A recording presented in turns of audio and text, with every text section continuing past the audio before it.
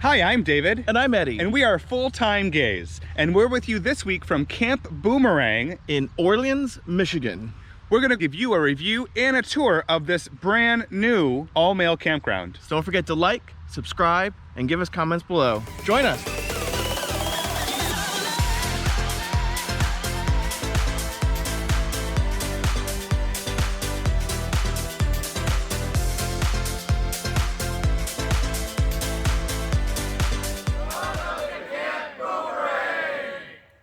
Hey everybody, welcome once again to Camp Boomerang in Orleans, Michigan. Right, and that's a little bit north of a town called Ionia, about 6 miles north. Right outside of the Bellamy prison.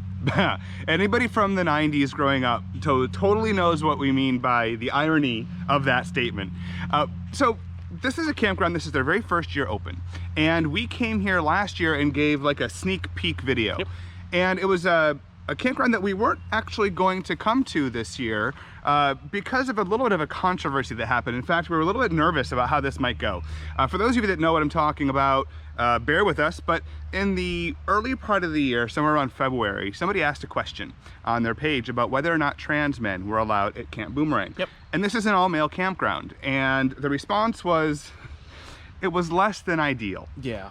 There were some ignorances, I think, that showed through, and it was enough to cause quite the controversy. It was in publications really nationwide, worldwide, and it wasn't so much the statement, although that didn't help, but it was the reactions, like the subsequent statements, that really kind of, speaking for us, made us leery. But we called the owner, and we've known the owners for years, right? And we just asked, hey, what's the deal? What is the policy? It's been several months at this point since everything kind of erupted. And he told us, look, I said some poor things. I didn't think through what I said.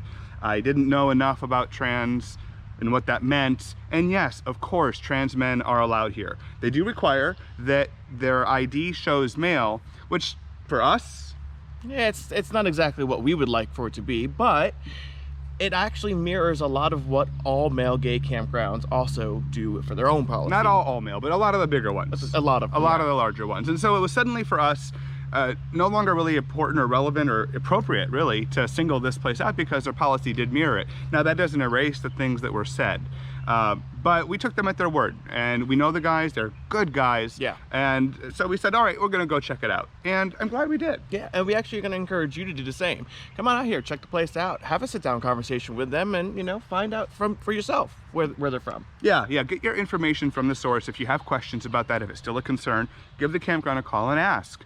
And they'll be more than happy to talk to you. And that's what we did, and I'm glad that we did. Yep. So with that elephant sort of out of the room, let's talk.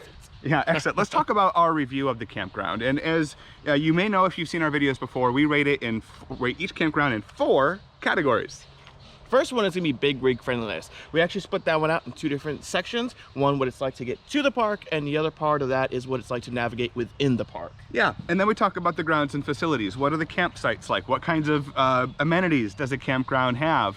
And then we look at the vibe. Yeah, which is totally subjective. It's going to be different from the type of person you are, to the type of person we are, to the type of people that you run into here, and the event weekend, and the weather. There's so many different variables, so it's totally subjective. Yeah, it's our take on the social scene at the campground. And then we wrap things up with the interwebs, because other folks like us that may need internet connection to do work, that's kind of a deal breaker if you don't have that. So we'll talk about how good our internet, or not good, it's been. Right. And then as a new feature in 2021, we are talking also about the local area, because there's more than just the campground. There's things around here, and there's a lot of really good restaurants. Oh, yeah. So we'll give you a couple of examples of that, and then we'll wrap things up. Yeah, perfect. So let's talk about big rig friendliness. Yeah, so the first section of that, getting to the park. Super easy. Come off the interstate, straight shot north, through a little town called Ionia. Couple of quick little turns in there, no big deal. Make another turn and you're here in the park. Yeah, less than 15 miles north of the interstate. It's all State Highway 66. And on State Highway 66, you are 6 miles north of the town of Ionia. Yep. I don't know if there's some special symbolism there. Ionia what? Ionia trailer? Ionia town? Actually, Ionia is a really cute town. So you get to the park super easy. Yep. This used to be a mobile home park. And therefore, there is already a road infrastructure in here, some of which are actually paved. Yeah, a lot of asphalt roads. They do need to be repaired a little bit, and that is on their agenda to have that done. But yeah, just super wide roads to get in here. It's just straight grid, basically. Yeah. Yeah, it's a grid, and then they're in the process of actually paving or adding cement to all the sites, at least the premium sites, so that it's not on dirt at all. They want this to be an RV park, more so than a campground. And if you think of the RV parks like the higher end RV parks, that's their vision for this place. The sites are larger, which we'll talk about. Our site was a pull through, kind of on a diagonal, super easy to get in, super easy to get out, which we're going to be doing right after this video. So for you, what would you rate it? To getting to the park, God, I guess a 5. I mean, there's nothing really to knock off there. When it's easy, it's easy. Yeah. Getting into the park, again, it's going to depend on where your site is, but for us, I'm going to call it a 4. The road was a little in need of repair. There is speed bumps, which, can we talk about speed bumps for a second in a park? Speed bumps in parks. Okay, so like, I get it. You want to keep the speed down. 2 or 3 speed bumps, you've got your message out. That's all you need. So guys, when you repave the area, the speed bumps don't have to stay, right? 1 or 2 speed bumps, like you said, makes your point. Totally get it. We've been to parks that have like just almost to make a point, like 10. Yeah.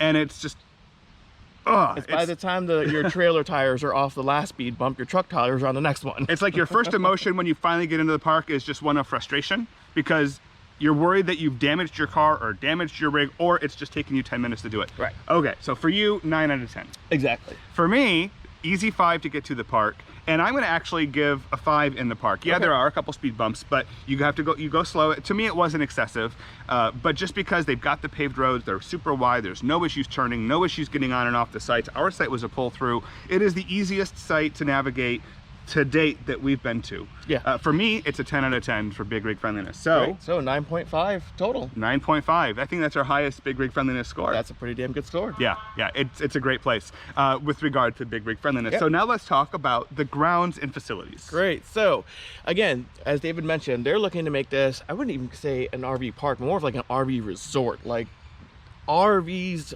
galore. So you have all the space. These sites are ginormous. All of them. All of them. Even the non-premium sites in the back that don't, or that will not have the paved pads, are still bigger than what most campgrounds regular sites are. Exactly. And I'm glad you brought that up, because they are going to have basically 2 different categories, which I think we talked about in our last video. You're going to have your premium sites, which are going to have a poured concrete pad. What we've been noticing is that the poured concrete patio, but then they put like gravel, like where the trailer parks. Right, like a really firm gravel instead of actual concrete. Yeah. And that helps with draining, and that helps with a lot of stuff too. Exactly. Yeah. Then you have your non-premium sites, which, are a gravel or like a sandy kind of pad. But what's nice about that, and it's actually something I think we would choose, is you get to build a deck, and you get to build whatever you want on those sites. The premium sites, you can add your landscaping, you can add your statues and stuff like that, fountains, but you can't build a deck. Because it's concrete. You've got a concrete pad. Exactly. Or, a concrete patio, rather. Yep. And ours is beautiful.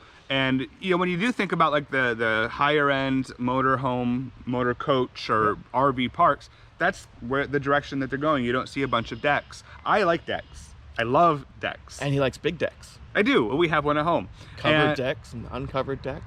Yes. Stained decks. We love decks. Okay. And patios are also really nice, and there's a lot that you can do with them. And it's a little bit of I think you could argue a cleaner look, certainly a look that will stand the test of time. Yeah. More than a deck would. And so, take your pick, whichever one you want. Exactly.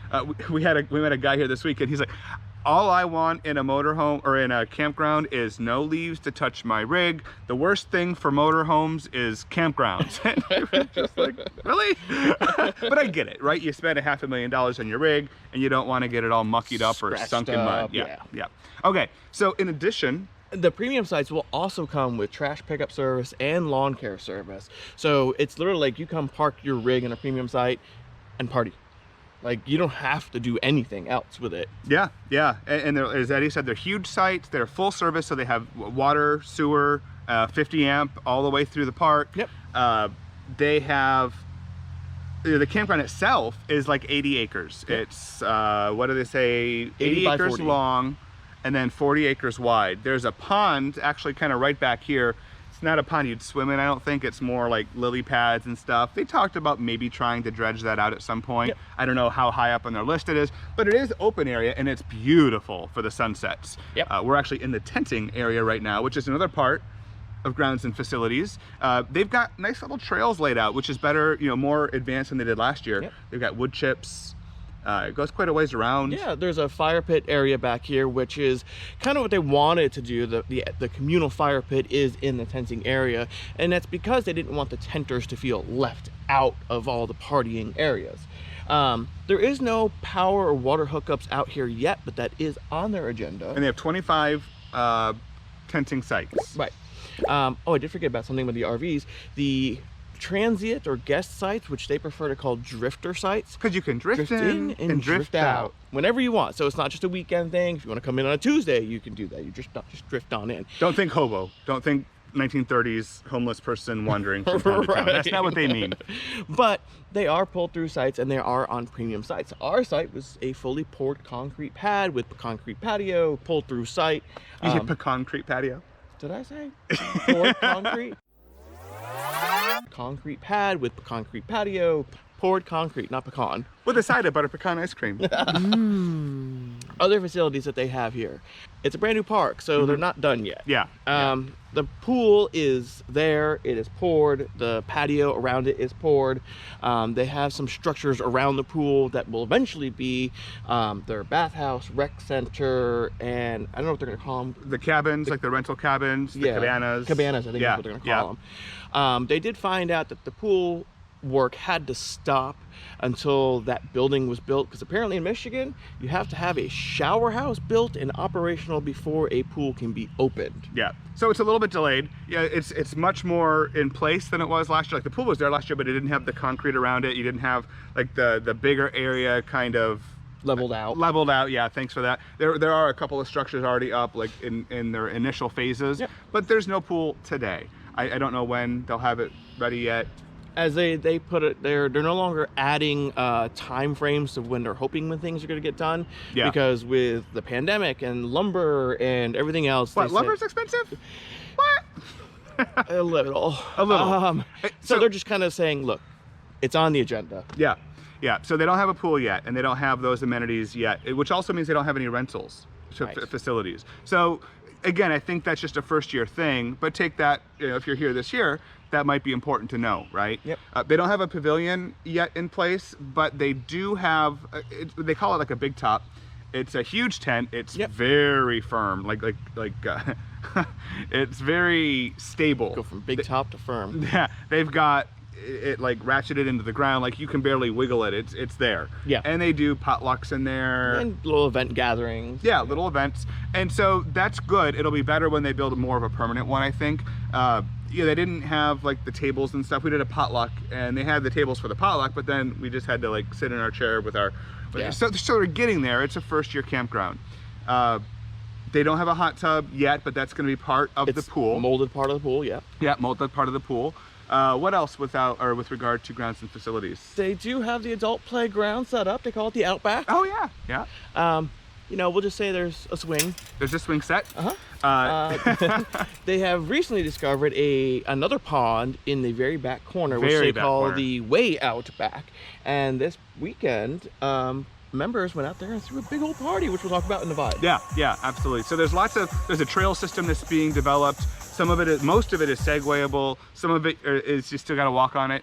You got to walk. I know, right? But no, I mean, what they've done since we were here last October, this is July, it's pretty impressive. They do still have more to go. Yes. They've got showers and bathrooms toward the front. I don't know if they have laundry facilities. No, there's no laundry facilities in there. They have put up a fence across the front of the property and the gate is coming. Yeah. So bottom line, they have done a lot and there's still a lot more to go. I don't know that we've rated a campground on grounds and facilities that doesn't yet have a pool or a hot tub, but they do have, kind of balancing that out are these very large sites. They have the full hookups, the massive grounds. So I'm going to give this, anything else we need to talk about with grounds and facilities? Nope. Okay. I'm going to go to 5 but rising.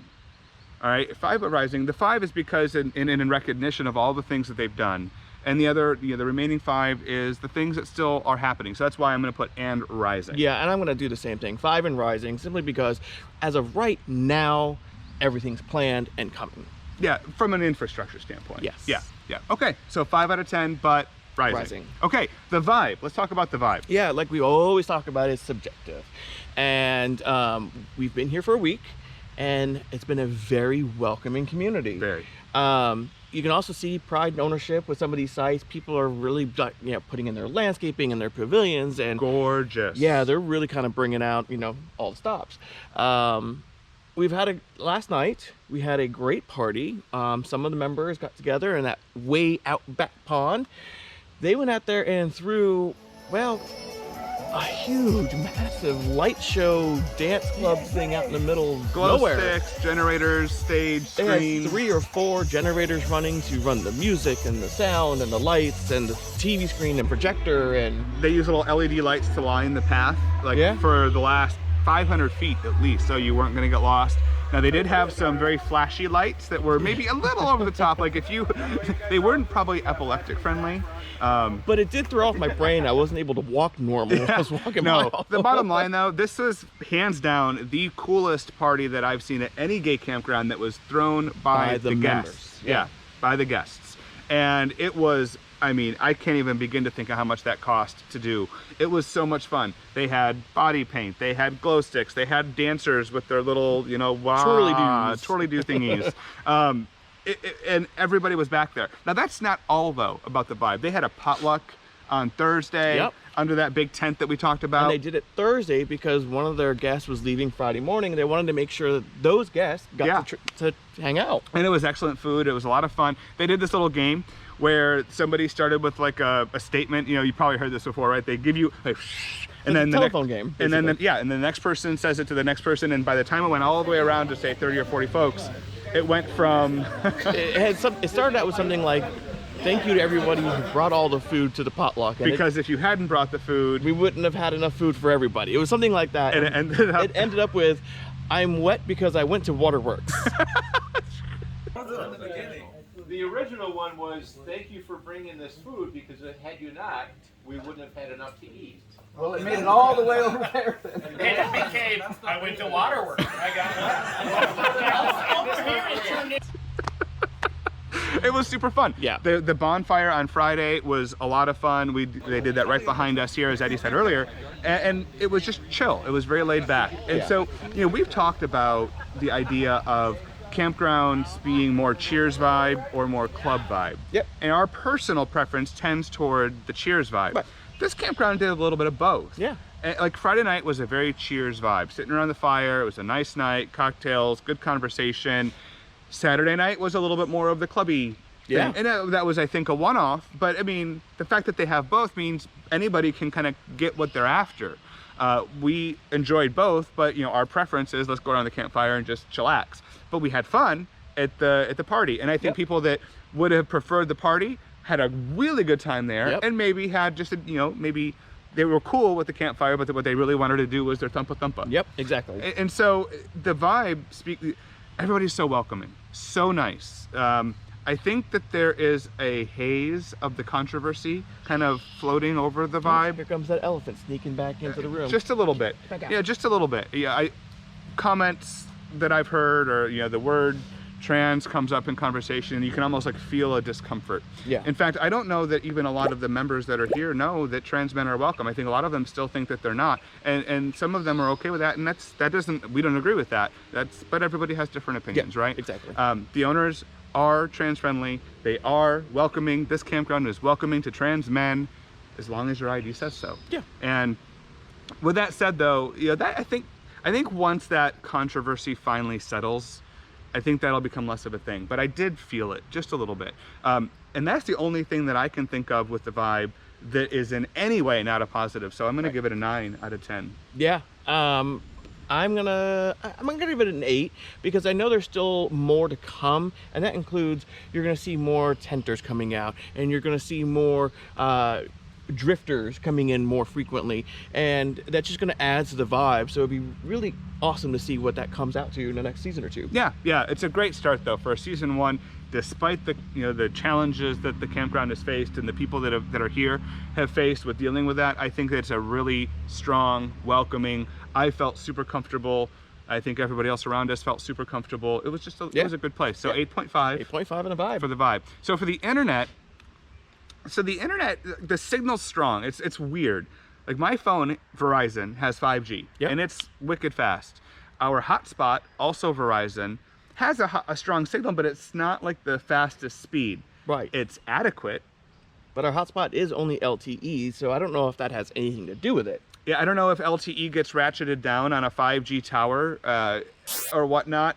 It was slower than I remembered from last year, but it was still good. Like we could do our calls. Yep. I think I dropped one call like in Teams for like 20 seconds all week. And out of probably 30 hours meetings, that's not bad. I wish it was a little faster. Yeah. I think with the phones having 5G and being as fast as they were, it really kind of made us go, well, why can't we have that on our hotspot? Right. But if you're not coming with a hotspot and all you have is your phone and you have Verizon and it's a 5G phone, you're going to be golden. There's a strong T-Mobile signal. There's a strong AT&T signal. So there's not like any one carrier that's bad here, which is great because a lot of campgrounds can't say that. Right. Which is also a good thing because they don't have campground Wi-Fi at all. And I don't know if they're planning to. Do you remember if they... I don't remember having that conversation, but... Yeah, so they don't have it. And the counterweight to that is that all of the carriers have good, adequate service, including for work. So I'm going to give it a 7 out of 10 because it's all there. It's not fabulous, but it's adequate. But they don't have that Wi-Fi as a backup. Yeah, I'm gonna just go with the same score, 7. You know, if they have a Wi-Fi down the road, it'd be great. But I think, you know, just the mobile services that you can get here is adequate. Yeah, it's adequate. You're gonna be able to do what you need to do. I didn't find any parts of the park where there was not service. Okay, so 7 out of 10 for internet. Would have been better if there were Wi-Fi. Now the local area. So the closest town is Ionia. There is a few amenities. I don't know if there was a grocery store there. Oh gosh, yeah. There's a Super Walmart. There's I know there's a Dollar General there. There's a Meijer. There is a Meijer. Yeah, okay, which is so a huge there is a grocery grocery store. Yep. They do have a few different restaurants. You're going to find 3 different pizza options: Pizza Hut, Domino's, and Little Caesars. The common places. The common places. You're going to find KFC, McDonald's, that kind of stuff. There are some other restaurants as well, some more local flair. And those are awesome. Exactly. So a couple places we went to Sydney's Tavern, which is in the town Sydney. A little bit north of here. Yep. That was okay. It's okay. A lot of people like it, so we might have just gone on an off day. Yeah, it was a very bar pub kind of stuff. Matter of fact, it is a bar. Literally, like a biker bar with outside seating. Exactly. We also went to Alibi's. The Alibi. The Alibi. Really good food. And the best open roast beef sandwich, hot roast beef sandwich I've ever had. Ever. Phenomenal food, and the staff was just epic. So much fun. Now, there's a lot of other places that people like to talk about around here that we haven't had a chance to go to. There's a breakfast place up the street. There's another one in the town just west of here that we were going to go to for dinner when we went to Alibi, but it turns out they were closed. The Horse's Mouth. The Horse's Mouth. Bottom line, there's a lot of really good food here. If you just want something quick and easy, you got that. Yep. And even if Ionia doesn't have what you're looking for, there are so many other towns that are within a 20 or a 30-minute drive. I went to Greenville to get some dry cleaning done. You know, there's all kinds of towns around here. Yeah, you're close to Lansing, Michigan. You're close to Grand Rapids, Michigan. You're only a couple hours from Detroit. You're like a couple hours from Flint. So yeah, I mean, you're kind of right in the middle of the state, so it's equidistant to a lot of different places. Bottom line, this campground is in a great spot. Yeah. It's got a great start ahead of it, like a great kind of beginning infrastructure. Foundation, if you will. Yeah. They're doing things with it. They're doing things quickly. They've got a strong, responsive community that's building up. They've got more infrastructure that they're building now. Would you recommend it? I would absolutely come back here, and I would recommend it to anyone else who wants to try it out. Yeah, absolutely.